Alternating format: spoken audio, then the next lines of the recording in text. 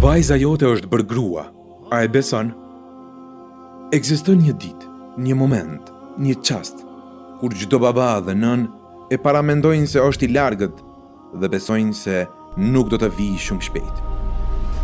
Ajo ditë është kur ata e shohin vajzën që dikur zvarritej, para tyre si nuse, e cila niset për në shtëpinë e burrit të saj dhe fillon jetën e saj të re, të përbërë prej një familjeje me antar të rinj.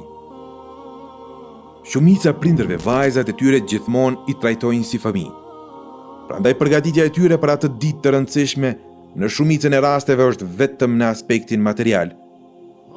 Kjo më tepër duke blerë disa nevoja për nusën dhe për dasmën. Ata harrojnë një çështje që është më e rëndësishme, më e rrezikshme dhe është shkak për lumturinë e vazhdueshme në jetën e fëmijës së tyre. Ajo është mësimi i saj me atë çka do të thotë të jesh bashkëshorte.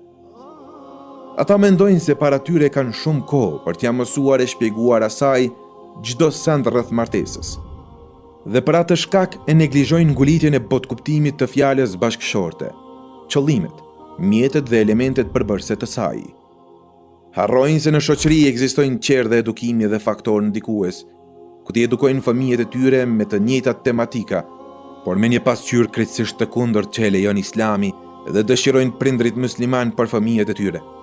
Si rezultat i kësaj, vjen një brez i ri vajzash, të cilat prej çështjeve të martesës din vetëm për fustanin e bardhë. Terminuse, përgatitjen e shtëpisë bashkëshortore dhe radhitjen e mobiljeve të asaj shtëpie.